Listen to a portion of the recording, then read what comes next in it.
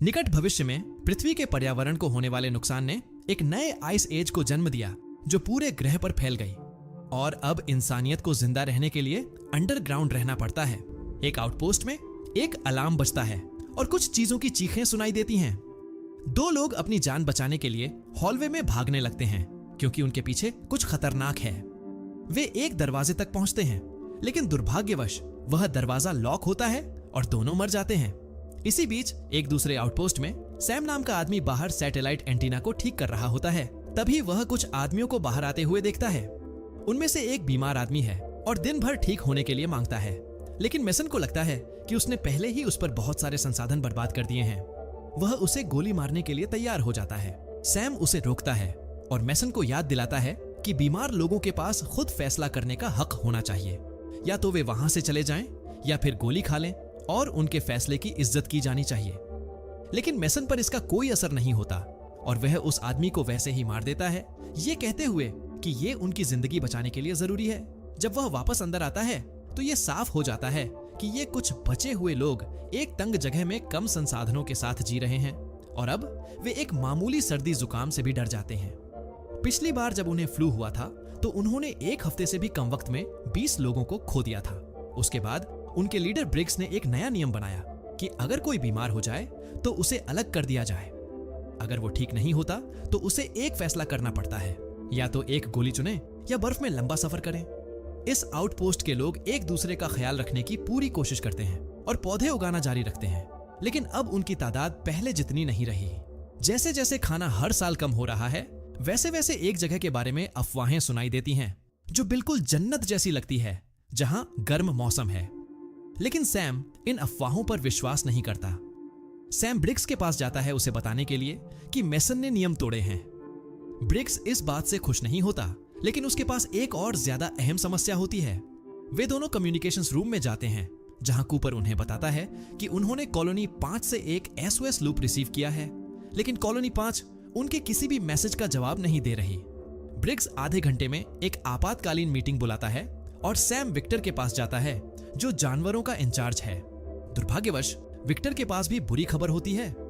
नए पैदा हुए खरगोशों के बच्चों ने अपनी जान दे दी है और बची हुई 12 खरगोशों में सिर्फ एक फीमेल है और बाकी खरगोश उससे मेट करने के लिए तैयार नहीं है। इसी बीच ब्रिग्स मेसन के पास जाता है उसे सजा देने के लिए, लेकिन मेसन अपने फैसले का बचाव करता है। कहता है कि वॉकर्स वापस आएंगे और उनका खाना ले लेंगे। उसके बाद सैम अपनी गर्लफ्रेंड काई के पास जाता है जो उसके लिए खरगोशों के लिए कुछ दवाइयां लेकर आई होती है और अपने काम के बारे में बात करती है। उसका मानना है कि क्लाइमेट मॉडिफिकेशन टेक्नोलॉजी मौजूद है जो बर्फ के नीचे कहीं दबी हुई है, इसलिए वह अपने रडार के जरिए उसे ढूंढती रहेगी और उम्मीद नहीं छोड़ेगी। कुछ देर बाद सर्वाइवर मीटिंग के लिए इकट्ठा होते हैं।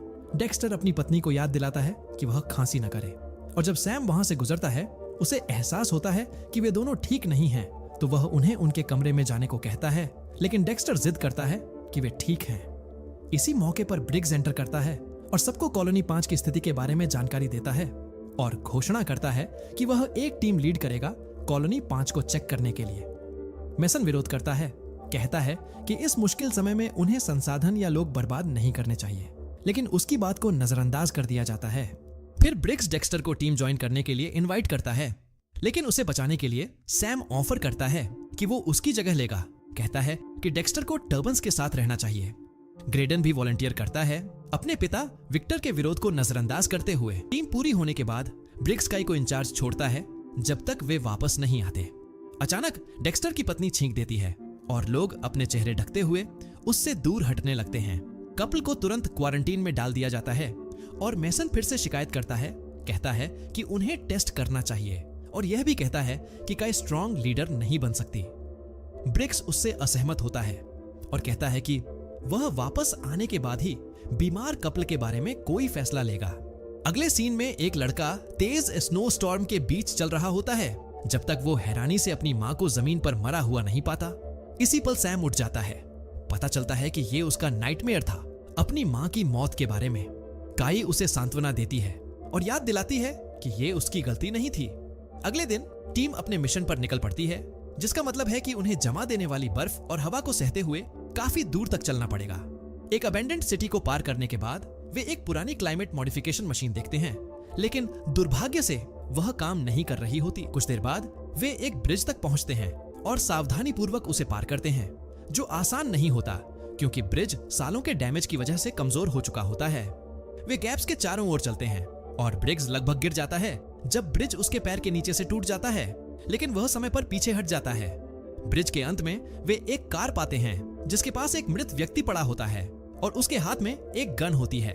जब वो कार के अंदर देखते हैं तो एक पूरी फैमिली को मृत पाते हैं और ये समझते हैं कि उस आदमी ने पहले उन्हें मार दिया और फिर खुदकुशी कर ली। बर्फ में लंबी वॉक के बाद वो लोग एक क्रैश हुआ हेलीकॉप्टर ढूंढते हैं और उसे रात के लिए शेल्टर के तौर पर इस्तेमाल करते हैं। अगले दिन वो आखिरकार कॉलोनी 5 पहुंच जाते हैं और मेन एंट्रेंस के बाहर खून देखकर हैरान रह जाते हैं। जब वो अंदर जाते हैं तो उन्हें धुएं की गंध भी आती है। तीनों सीढ़ियों से नीचे जाते हैं और भी ज्यादा खून पाते हैं और ये रिवील होता है कि ये वही हॉलवे है जो शुरुआत में दिखाया गया था। कॉलोनी में लगभग 50 लोग होने चाहिए थे, इसलिए ये बात और भी ज्यादा चिंताजनक हो जाती है कि उन्हें वेलकम करने के लिए कोई नहीं है। ब्रिग्स ग्रेडन को एक गन देता है ताकि अगर जरूरत पड़े तो वो खुद को बचा सके। तीनों एक्सप्लोर करते रहते हैं। हर हॉलवे के फ्लोर पर खून और तबाह कमरे मिलते हैं। वो लगभग ये मानने वाले होते हैं कि सब लोग मर चुके हैं। तभी अचानक एक आवाज लॉक्ड रूम से सुनाई देती है। सैम चाबी उठाता है और दरवाजा खोलता है और उन्हें एक आदमी फ्लोर पर पड़ा मिलता है। धीरे धीरे वो उसके पास पहुंचते हैं और अचानक लेलैंड उन पर चिल्लाने लगता है और रहम की भीख मांगता है। तीनों उसे वादा करते हैं कि वो फ्रेंड्स हैं और लेलैंड उनसे कहता है कि वो दरवाजा फिर से बंद कर दें। उसके बाद वो थोड़ा सा खाना और पानी स्वीकार करता है। लेलैंड बताता है कि वो यहाँ कई दिनों से फंसा हुआ है और उसे नहीं पता कि कोई और जिंदा है या नहीं। इसके साथ ही वो एक्सप्लेन करता है कि कुछ दिन पहले उनकी कॉलोनी ने अपनी एंटीना फिक्स की थी और एक मैसेज रिसीव किया था जो अब वो तीनों को दिखाता है। स्क्रीन पर एक आदमी दिखाई देता है जो एक ऐसे एरिया में होता है जहां बर्फ नहीं है। वो एक्सप्लेन करता है कि उनके ग्रुप ने एक क्लाइमेट मॉडिफिकेशन मशीन फिक्स की है और सक्सेसफुली बर्फ को पिघला दिया है। वो कहता है कि अब उनके पास उपजाऊ मिट्टी तक एक्सेस है। अब उन्हें सिर्फ एक चीज की जरूरत है, बीच। दुर्भाग्यवश ट्रांसमिशन बीच में ही रुक जाता है और वो सिर्फ लोकेशन का आधा हिस्सा ही सुन पाते हैं। लेलैंड उन्हें बताता है कि उसने ट्रांसमिशन को एनालाइज किया और एक टीम को गर्म इलाका खोजने के लिए भेजा, लेकिन वो कभी वापस नहीं आई। उस टीम के साथ कुछ खतरनाक हुआ जो उन्हें फॉलो करता हुआ कॉलोनी तक आ गया। सैम लेलैंड से कहता है कि वो मैप पर लोकेशन मार्क करे। फिर ब्रिग्स उससे कहता है कि वो उसे अपने साथ वापस ले जाएंगे, लेकिन लेलैंड बाहर जाने से इतना ज्यादा डरा हुआ होता है कि वो रिवील करता है कि वो सिर्फ आवाजें नहीं थीं जो उन तीनों ने सुनी थीं। वो लोग रूम से जितनी सप्लाईज कलेक्ट कर सकते हैं करते हैं और अपनी कॉलोनी को कांटेक्ट करने की कोशिश करते हैं, लेकिन सफलता नहीं मिलती। आखिरकार वो लेलैंड को साथ ले जाने की कोशिश करते हैं, लेकिन कुछ अजीब सी आवाजें सुनाई देने लगती हैं और लेलैंड इतना डरा हुआ होता है कि वो वापस रूम के अंदर भाग जाता है। वो तीनों बिना उसके आगे बढ़ते हैं। जैसे जैसे वो आउटपोस्ट के अंदर और गहराई में जाते हैं, उन्हें और भी ज्यादा अजीब आवाजें और चीखें सुनाई देती हैं। आखिरकार वो टॉर्च की रोशनी देखते हैं और उसकी तरफ बढ़ते हैं, सिर्फ एक डिस्टर्बिंग सीन देखने के लिए।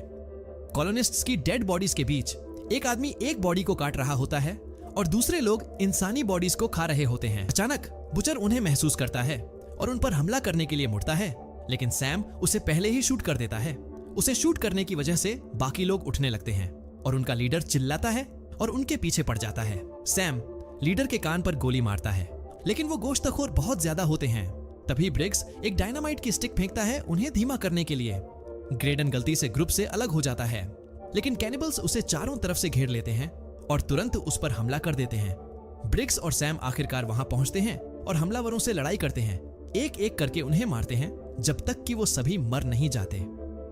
दुर्भाग्यवश जब वो ग्रेडन को चेक करते हैं तब तक बहुत देर हो चुकी होती है। ग्रेडन भी मर चुका होता है। उनके पास अफसोस करने का वक्त भी नहीं था। ब्रिग्स और सैम को भागना पड़ता है। सीढ़ियां चढ़ते वक्त सैम एक और कैनिबल को शूट करता है। तब ब्रिग्स सीढ़ियों को तोड़ देता है ताकि कैनिबल्स उनका पीछा न कर पाएं। लेकिन दुर्भाग्यवश एक कैनिबल पहले से ही वहां होता है। ब्रिग्स उससे लड़ाई करता है और काफी मशक्कत के बाद उसे गोली मारने में सफल हो जाता है। बाकी कैनिबल्स भी वहां आ जाते हैं और देखते हैं कि ब्रिग्स ने क्या किया। उनका लीडर गुस्से में चिल्लाता है। जैसे ही दोनों वहां से निकलते हैं, ब्रिग्स एंट्रेंस पर डायनामाइट फेंकता है ताकि टॉवर नष्ट हो जाए और कॉलोनी सील हो जाए। वो बर्फ के नीचे कुछ वक्त तक चलते हैं और जब उन्हें हेलीकॉप्टर वापस मिलता है, ब्रिग्स तय करता है कि वो रात वहीं बिताएंगे क्योंकि तापमान बहुत तेजी से गिर रहा है। वो कैनिबल्स के बारे में चर्चा करते हैं और ब्रिग्स कहता है कि लोग सर्वाइवल के लिए बहुत भयानक चीजें करते हैं। फिर वो अपनी आर्मी की एक कहानी शेयर करता है। राहत के दौरान 20,000 लोगों को एक स्टेडियम में इकट्ठा किया गया था। सोल्जर्स खाना वितरित करते थे और डॉक्टर्स बीमार लोगों का इलाज करते थे। लेकिन जब खाना खत्म हो गया तो हथियारबंद लोग निहत्थे लोगों से चीजें छीनने लगे। जल्दी ही लेने के लिए कुछ भी नहीं बचा। फिर उच्च अधिकारी यह तय करने लगे कि कौन जिंदा रहेगा और कौन नहीं। मैसन भी उस समय ब्रिग्स के स्क्वाड का हिस्सा था और दोनों ने उस शेल्टर को छोड़ दिया एक ऐसी जगह की तलाश में जहां ऐसी समस्याएं दोबारा न हो। अगली सुबह दोनों को पता चलता है कि कैनिबल्स उनके ट्रैक्स को फॉलो कर रहे हैं और अब वो उनके बहुत करीब आ रहे हैं। सैम को डर लगता है कि वो कॉलोनी तक उनका पीछा करेंगे, लेकिन ब्रिग्स के पास उन्हें रोकने का एक प्लान है। वो दोनों ब्रिज को जितनी तेजी से हो सके पार करने के लिए दौड़ते हैं और एक मुश्किल छलांग लगाकर ब्रिज को जल्दी से क्रॉस कर लेते हैं। फिर वो गैप के पास एक जलती हुई डायनामाइट रख देते हैं और कुछ टूटे हुए प्लेट्स के पीछे छुप जाते हैं। दुर्भाग्यवश हवा फ्यूज को बुझा देती है और जब सैम वापस उसे लाइट करने के लिए जाता है, ब्रिग्स उसे धक्का देकर नीचे गिरा देता है और खुद आगे बढ़ता है। हवा के कारण लाइटर चलाना बेहद मुश्किल होता है, लेकिन ब्रिग्स बार बार कोशिश करता रहता है जब तक कि कुछ कैनिबल्स छलांग लगाने की कोशिश में गैप में गिर नहीं जाते। आखिरकार ब्रिग्स फ्यूज को लाइट कर लेता है। फिर वो जानबूझकर कैनिबल्स के करीब जाकर उनसे लड़ाई करता है ताकि वो और करीब आ जाएं। और अचानक डायनामाइट उसके हाथ में ही फट जाता है। धमाका ब्रिग्स को मार देता है और ब्रिज के बीच का हिस्सा गिरा देता है, जिससे उस पर क्रॉस करना नामुमकिन हो जाता है। अब सैम देखता है कि कुछ कैनिबल्स, जिसमें उनका लीडर भी शामिल है, जिंदा बच गए हैं। ये देखकर सैम फिर से भागना शुरू कर देता है। इसी बीच आउटपोस्ट में मैसन ने डेक्स्टर और उसकी पत्नी को बाहर ले जाकर उनकी रहम की रिक्वेस्ट्स को नजरअंदाज कर दिया है।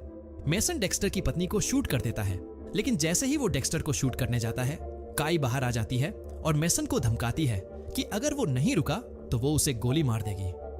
वहां एक बहस शुरू हो जाती है कि कॉलोनी को कैसे लीड किया जाना चाहिए, लेकिन उसी वक्त वो सैम की मदद के लिए चिल्लाने की आवाज सुनते हैं। डेक्स्टर इस डिस्ट्रैक्शन का फायदा उठाकर भाग जाता है और काई सैम को चेक करने के लिए दौड़ती है, जो ठंड के कारण बेहोश हो चुका होता है। मैसन भी वहां आता है और काई को नॉकआउट कर देता है। कुछ समय बाद सैम आउटपोस्ट के अंदर उठता है और विक्टर को उसके बेटे की मौत की बुरी खबर देनी पड़ती है। अचानक मैसन आता है और सैम को बेड से हथकड़ी में जकड़ देता है, यह कहते हुए कि कमांड बदल गई है और सर्वाइवल के नाम पर नए नियम लागू किए जाएंगे।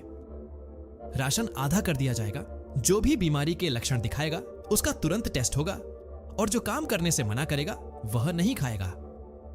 सैम मैसन को कॉलोनी 5 के साथ जो कुछ भी हुआ वो सब बताता है और जोर देता है कि उन्हें यहां से निकलना होगा क्योंकि कैनिबल्स उनका पीछा कर सकते हैं। वह मैसन को उस वार्म प्लेस के बारे में भी बताता है जो उसने वीडियो में देखा था, लेकिन मैसन उसकी बात नहीं मानता और कमरे से निकल जाता है। बाकी सभी को अपने साथ ले जाता है। जाते वक्त एक छोटा लड़का चोरी छुप के सैम के पास आता है और उसकी हथकड़ी की चाबियां उसे दे जाता है। बाहर मैसन और विक्टर संभावित इन्वेडर्स के लिए निगरानी पर होते हैं, लेकिन उन्हें कुछ नजर नहीं आता। विक्टर ये बात सामने रखता है कि सैम वो इंसान नहीं है जो झूठ बोले, इसीलिए उन्हें किसी भी हमले के लिए तैयार रहना चाहिए। वे सिक्योरिटी कैमरे इस्तेमाल करने का फैसला करते हैं, लेकिन तभी एक और कॉलोनिस्ट आकर सूचना देता है कि सैम भाग गया है। इधर हम सैम को देखते हैं जो काई को ढूंढता है और उसे एक दूसरे कमरे में बंधा हुआ पाता है। वह उसे जल्दी से आजाद करता है और उसके कंप्यूटर का उपयोग करके मैसेज की लोकेशन ढूंढने की कोशिश करता है।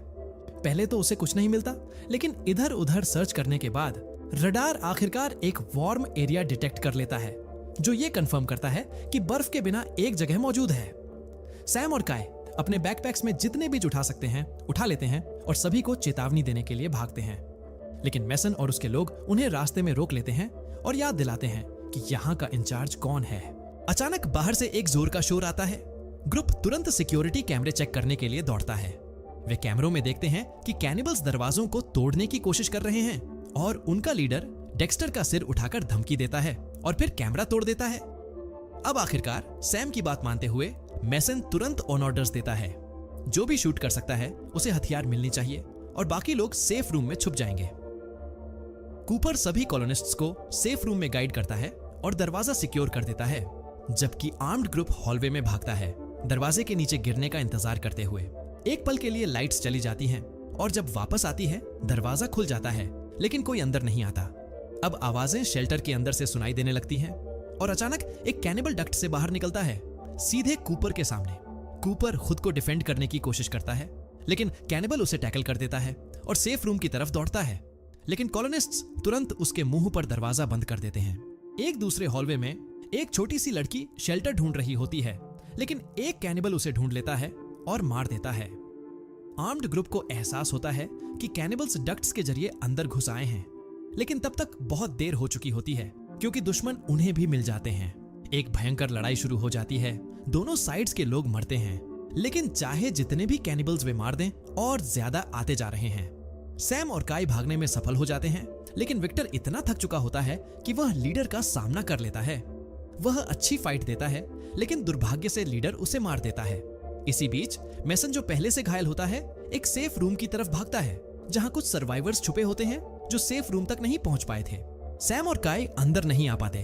तभी एक कैनिबल वहां आ रहा होता है, तो एक कॉलोनिस्ट मेसन को टैकल कर लेता है ताकि सैम और काई अंदर आ सकें। लेकिन अफसोस की बात यह है कि कैनिबल भी उनके साथ अंदर घुस जाता है। काई तुरंत उसे मार देती है और दोनों जल्दी से दरवाजा बंद करने की कोशिश करते हैं, लेकिन यह ज्यादा देर तक नहीं रुक सकता क्योंकि बाकी कैनिबल्स आ जाते हैं और दरवाजे पर जोर जोर से मारना शुरू कर देते हैं। सैम तुरंत सोचता है और एक डक्ट खोलकर सबको कहता है कि उसका पीछा करें। मेसन विरोध करता है, कहकर कि वो सिर्फ ठंड से जम जाएंगे और उन्हें बस दुश्मन को अंदर रखना चाहिए। लेकिन बाकी सब उसे नजरअंदाज करते हैं और डक्ट से निकल जाते हैं और सैम मेसन को एक हथियार देकर छोड़ देता है। कुछ ही सेकंड्स में कैनिबल्स दरवाजा तोड़ देते हैं और मेसन का पीछा करते हैं। मेसन गैस टैंक को मारकर एक बड़ा धमाका कर देता है। सारे कैनिबल्स मारे जाते हैं, बस लीडर बच जाता है जो समय पर डक्ट में छुप जाता है। जल्द ही लीडर सैम तक पहुंचता है और दोनों डक्ट के अंदर लड़ना शुरू कर देते हैं। उनकी टकरार से डक्ट टूट जाता है और दोनों एनिमल रूम में गिर जाते हैं। लड़ाई जारी रहती है, जहां सैम जो कुछ भी उसे मिलता है उससे कैनिबल पर वार करता है, लेकिन वो आदमी आसानी से सैम को ओवरपावर कर लेता है और उसे बुरी तरह से मारने लगता है। कैनिबल सैम को जमीन पर डालकर घसीटता है। तभी सैम को एक गिरती हुई छुरी दिखती है, जिसे वो अपने प्रतिद्वंद्वी के पैर में घोंप देता है, जिससे उसे चोट पहुंचती है। कैनिबल अपने आप को बचाने की कोशिश करता है, लेकिन इस बार सैम उसे ओवरपावर कर लेता है और उसके चेहरे पर आक्रामक रूप से वार करने लगता है, फिर उसका सिर काट देता है। उसके बाद सैम निकलने की कोशिश करता है, लेकिन हॉलवे को आग से भरा हुआ पाता है। बाहर काई और बाकी सर्वाइवर्स डक्ट से निकलकर अपने घर को जलते हुए देख रहे होते हैं। उस वक्त सैम भी डक्ट से निकलकर उन्हें बताता है कि उन्हें मैसेज में जो गर्म जगह का जिक्र था वहां जाना जरूरी है। पूरा ग्रुप बर्फ में चलना शुरू कर देता है, ये उम्मीद करते हुए कि जल्दी ही उन्हें एक नया घर मिल जाएगा।